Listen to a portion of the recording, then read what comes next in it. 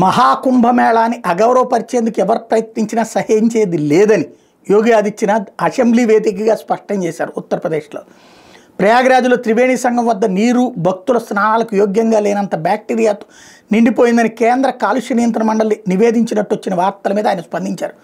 బుధవారం ఉత్తరప్రదేశ్ శాసనసభలో యోగి మాట్లాడారు. ఉత్తరప్రదేశ్ కాలుష్య నియంత్రణ మండలి సిపిసిబి అక్కడి జలాల స్వచ్ఛత నిరంతరం పర్యవేక్షిస్తున్నాయని చెప్పారు. సంగమ ప్రదేశంలో నీరు తాగేందుకు ఆచమనానికి అనువుగా ఉందని చెప్పారు.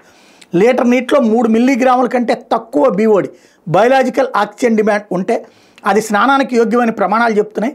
సంగమ స్థలంలో అది 3.94 నుంచి 5.29 వరకు వేరువేరు స్థాయిలో ఉన్నట్టు సిపిసిబి వెల్లడించింది.